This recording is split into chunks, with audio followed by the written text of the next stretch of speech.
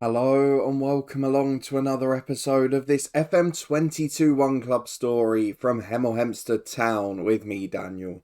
We're back today to bring up the century and a half in the Tudor Times. It is episode 150 and it couldn't be much bigger. We face Real Madrid in a Champions League first knockout round. In the first leg, they got the better of us last year and knocked us out at the quarter-final stage. Will they do the same again? Some reward for winning the Group A. And then we played a Carabao Cup Final against Southampton, a side that battered us, humiliated us in the first hour or so at Wembley last year in the FA Cup Final. We need to get revenge, because they're also playing a part in the title race. If you're looking forward to finding out what else has been going on, as we had another deadline day signing and a little loan out of the club, then please do chuck a thumbs up on the video and subscribe down below for daily FM22 content. Links in the eye above to loads of the playlist. There's more down in the description too, including a new blog/website which is set up, so give that one a try if you haven't already. You can also support the show as a channel member down below, but thank you very much for watching as always. And we are in a title race. Let's have a look at what's been going on, because due to that cup final at the weekend, we actually played our league game with Southampton early. So it's led to a bit of a skewed table, because we're now 8 points clear, but City are 8 behind us with 1 game in hand. Liverpool are 11 behind us with 2 in hand, and the others can get a lot closer as well. So the situation hasn't really changed since the last episode, only that we've played more of our games in the running, which I guess it's better to have the points on the board. But for the first time, given the running we've got, and I mentioned it, that's the difference to the last time we were 7 clear, I feel we've got a sniff. I've never done it with a semi-pro club, and I feel we can win the Premier League this year. But the longer we go in the competitions we play elsewhere, the worse it could get. But if we win a Champions League, I won't complain either. We got Alberto Vaz suspended today, but let's have a look at who's been coming in and out of the club. None of the signings have actually joined us at the moment. The one that we got on deadline day has gone out on loan, but there has been a little bit of movement regardless. So a couple leaving on free agent deals at the end of the season. My voice appears to be leaving with it. But if we go to the transfer history, we have got one more signing, Sinister Obradovich. He just pops up in a scout report on deadline day, 1.1 million, a wage of less than 10 grand a week, and the scout report said he was a 2.5-star striker. And I thought, regardless of whether he makes it or not, we get a profit for that. So without a full scout report, just based on the 1 week's knowledge we had, we got him in. He went back on loan to Red Star for the season, who requested that. And he's alright. He's 2-star ability, only got 3.5 potential, but he's 20 years of age, he's made his Serbia debut and he's scored for them already. And I just think he's worth a punt. You look at his value now and think, if he doesn't make it, let's say he has a couple of years out on loan and does alright, with a year left on his contract, what's the worst we're selling him for? 20, 25 million? It seems an absolute no-brainer for me. So he comes in, we'll make a big profit, and if he does develop and make it, then even better. But I wouldn't expect that looking at him there. The other side of it, though, is third-choice keeper Gudmundur Bjarnason. He rejected a move to the SPL on deadline day in August. This time, he's gone to Bristol City to be first-choice keeper. 4 championship starts, and he's been abysmal so far. But it is going to be good for him. Just playing 20 odd games before the end of the season is going to make such a difference to his development, because we need to know if he's going to be a consistent number 2 or 3, or if he's someone we're going to have to replace as well. So that's the last bit of deadline day news. Brandon Smith went out on loan as well, but he's not really going to make it, to be honest. So let's look at the schedule for what's happened on the pitch since you were last here. Obviously, no Tyrese Ricketts due to the big sale, but it's not been bad. We've only let in 1 goal. We haven't got the mumps displayed for some reason. There we go. So we only let in 1 goal. We've kept clean sheets galore. We did have a frustrating day at Southampton, our opponents later in the League Cup Final. But generally it's been pretty good, despite the goals drying up for the strikers again. So away to Burnley, we found a new hero, because Frederik Anders came off the bench and scored before the end of the game. It was a little bit tense before that, as we were pegged back after Martin and Mellon's goals. But Frederik Anders, an immediate hero, and he got us the 3 points. Away at Southampton, a really resolute 0-0 draw. You can see the defenders did pretty well. Anders was the man we bought on late in the day, but he wasn't able to produce the goods. Away at Accrington, in the 4th round of the FA Cup, the non-league side put up one hell of an effort in front of the cameras. But look who it was again. Frederik Anders, who scored the winner for us, proving to be a good signing already. and basically scoring as many as Ricketts. So for the £150 million profit, it's not bad going at all. At home to Wolves, a 3-0 victory, as Omer and Torres did get on the score sheet this time. Collins and Joe, though, the man who opened the scoring for us. And then a 2-0 comfortable win at Fulham, and Joe again on the score sheet, but Coronel, his midfield partner in crime, was the man to join him this time. So 2 big games, away to Real Madrid. It's just about keeping it tight at the back. The return of Zaruk to fitness is making a difference, there's no doubt in that. Chauvin has broken back into the back four, and Ndreka and De Vita are becoming better by the week. We've got Southampton on Sunday. It's going to be tough to keep people fit for both. And again, we might have to sacrifice the FA Cup a bit, play a backup team and hope they're good enough. Because March is a horrible run in the league. Chelsea aren't what they once were, but City are up in that title race with us. Then in April, Spurs and United, and towards the end of the season, Arsenal too. But that run-in generally is okay. And when we consider what it was last time we were in the lead, we've certainly got to take advantage. So let's get through to the fixtures via the dynamics, because the end of the unhappiness from Stamatis has made a big difference to this screen. The club atmosphere now very good, managerial support excellent, and not too many people complaining. So the ones we've made promises to, we've generally fulfilled. And John Moore complaining about a lack of depth up front, but we just can't find the right player to address it. So let's get through to the fixtures. Real Madrid away, same round as Roma Porto.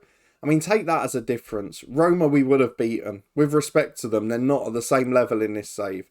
Look at the other games, the likes of Bilbao, even to an extent Barcelona, probably weaker than Real Madrid in this save. I do feel like we've been a little hard done by. But let's get through and look at our 11. I've picked it already for a sold-out Bernabeu. It's John Moore between the sticks, with Chauvin and Klaas at fullback, Zaruk alongside Jura as centre-half, and Ndreka, Luiz in for the suspended Vass, and the tired Stamatis in centre midfield. He is really improving now and starting to look a star. He's alongside Coronel and Joe, with Torres and Azoma up front. There is midfield strength on the bench if we need it, in the shape of De Vita, in the shape of Carlos Martin. But generally speaking, this 11 needs to stand strong. And if we're drawing late on, I'll be going to a back 5. Let's get into the first game today in Spain and hope there's no European hangover for the Carabao Cup. And the Real Madrid side includes long-term target Fatos, who rejected Manchester United and stayed in the end. Livramento from Southampton has gone there in his mid-30s. Camavinga's still going as well.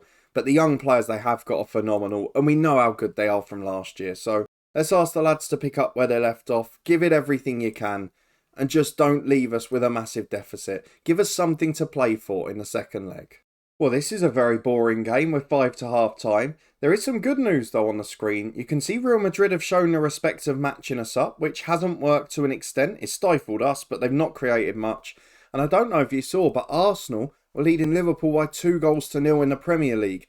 That definitely helps us, because while I don't think we can win the Champions League, the Premier League this year is the best chance we're going to get. We have to take it and win one of those big trophies, starting as this semi-pro club. As we approach the hour mark, Real Madrid are not making their slight dominance count. It stays goalless and we think about changes now, because there are a lot of tired legs and there's a cup final in 3 days' time. I want to take off Torres. I want to take off Joe. Do I even bother with Torres, to be honest? He's nervous, but it doesn't help us. So when Joe comes off for De Vita, we'll see why in a minute. Carlos Martin will replace Coronel, who's on a yellow and not fit. And then Klaas at left back for Delgado. But what I'm going to do, if I'm able to, is go to our old 4-1-3-2. De Vita will sit in as the box-to-box. Luiz and Martin can play either side of him.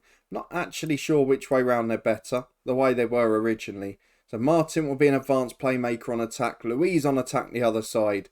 Let's try and get on the front foot. It might work better for us, as we've got a throw on the left with Klaas to Azoma. Turns his man with a brilliant touch. The sub's not made yet, and the through ball not good enough, and it's back to Zaruk. This is the first of the match we've seen, isn't it? 65 minutes in, and it's only because we've got a change pending. And Ndreka gets it back to Zaruk. The voice is on the brink, so this better finish soon.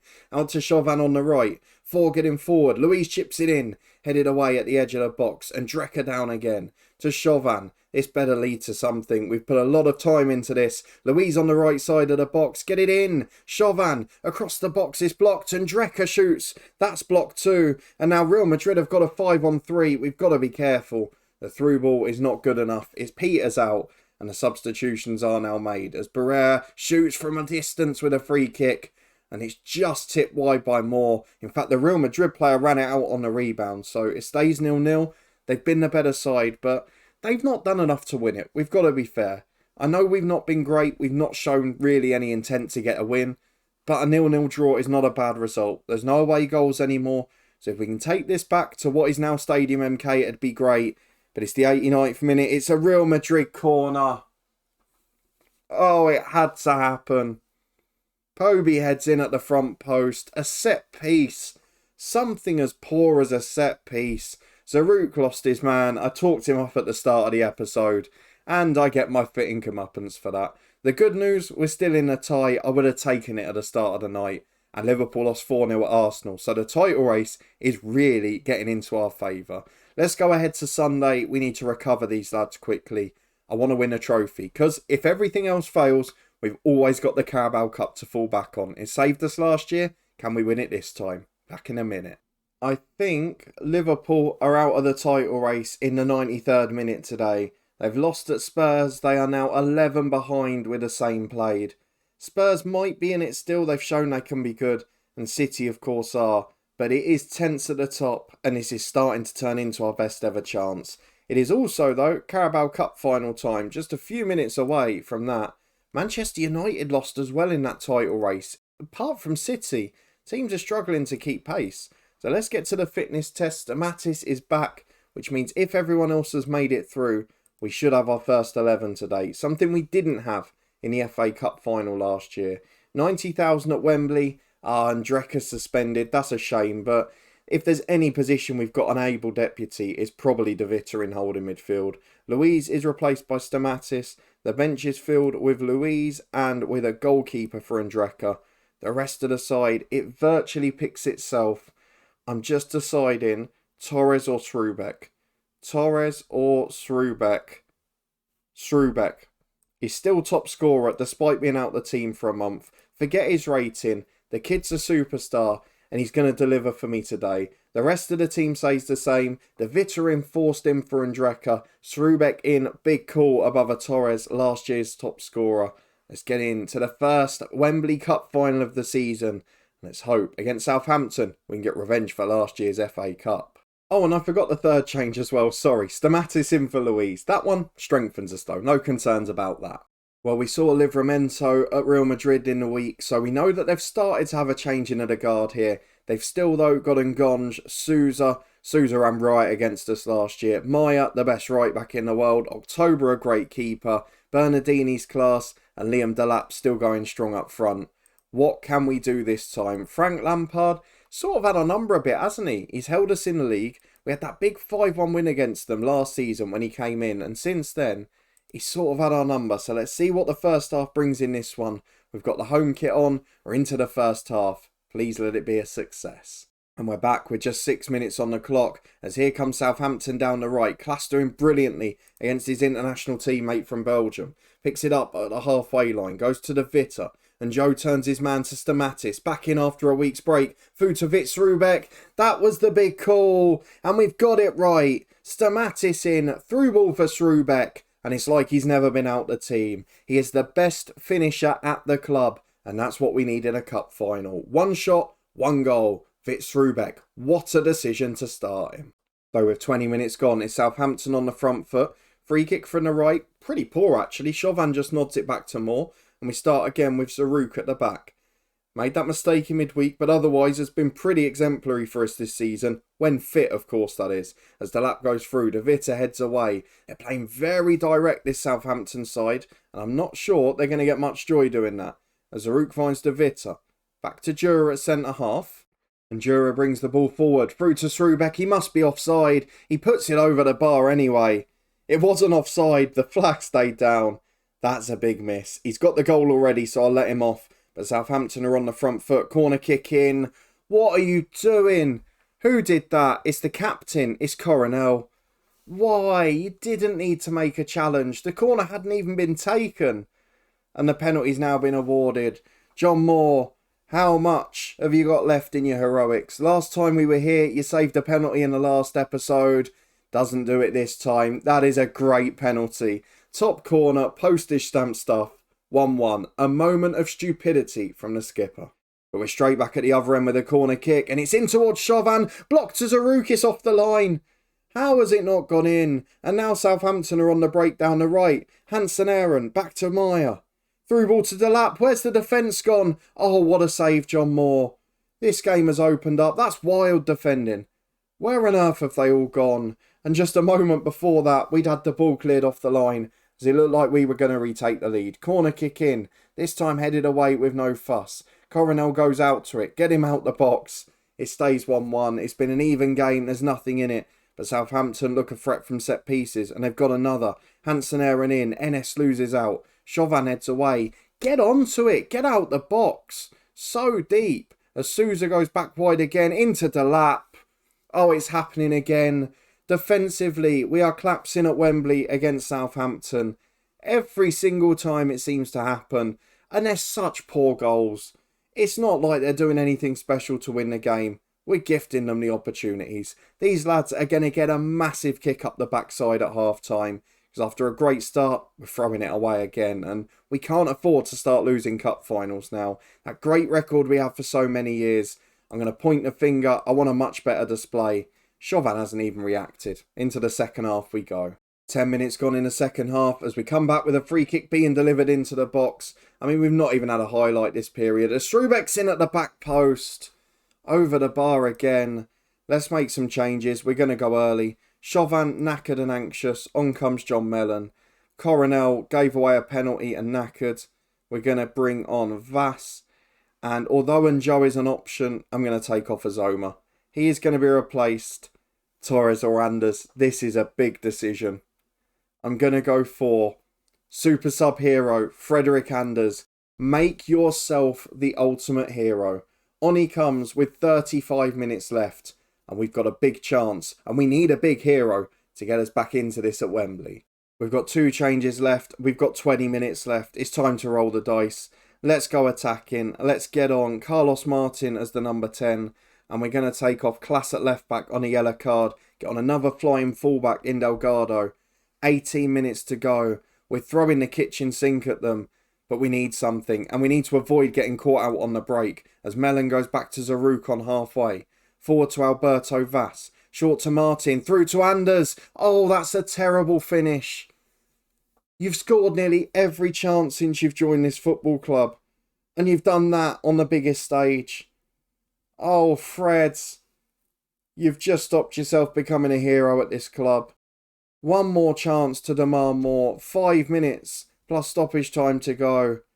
We're going to lose. We've got a bogey side at Wembley. And Southampton are very much it under new manager Frank Lampard. The last 2 times he's made us look poor and they could put some gloss on this. Zaruk heads it away but there's no one there. There's 1 minute of stoppage time to go and this is not the end of the pitch. We want the ball into Little John who heads over. That was probably the last chance. It looks like we're going to fall to defeat. It started so well. We've had glorious chances. We've given away awful goals. The skipper Coronel lets us down. As Zaruk chips forward, Anders is up. Doesn't even challenge for the header. Delap picks it up to Hearn and Little John. Back heels and everything in now as Mellon heads away. It's out for a throw. They've killed off the minute beautifully. And Southampton are going to beat us 2 domestic cup finals in a row. What frustration. It will be worth it if we win the Premier League. But this is another one, and it's starting to become a pattern, which is worrying. Cassia takes ages to throw it in, the whistle then goes. I'm not going to watch Southampton lifted again, because we lose the Carabao Cup Final, we lost the FA Cup Final to them. Now, we have to win the Premier League. We have to make this worth it. Cup finals and Southampton are new least favourite thing. We've won 2 of the last 5, but it should have been a third today. Let's have a look at the schedule for when we're going to be back, because other games now become more important. We're going to show Real Madrid. The second leg of that is important. Then is it Chelsea or Leeds either side? Chelsea have become a sort of upper mid-table club now. They're in 11th place, Leeds are bottom. So we'll show one of them, probably the Chelsea one in truth, let's be honest. And then Real Madrid, a big game in the Champions League, but the run-in is even bigger. We have got a chance to win our first ever Premier League, starting with a semi-pro club in the bottom tier. And we've got to make the most of it. Be a sad way to do it almost at Stadium MK, rather than our being redeveloped home ground. but still, we can't turn down this opportunity. So if you're looking forward to finding out if we can do it and bouncing back from back-to-back defeats and a Carabao Cup final which was thrown away from the jaws of victory, then please do put a thumbs up on it and subscribe down below for daily FM22 content. Back with Viborg tomorrow and our double header on Sunday, part 2 of our experiment, a new top 3, and then this one back next Monday. In the meantime, you can find all the other links in the eye above, including the Twitch channel and the football podcast back for a new season. Do check out the new blog/website down in the description below. And please do stick around because this is going to be a very big finish to the season. And I look forward to seeing you next time to see if we can edge closer to that elusive Premier League trophy. I'll see you there.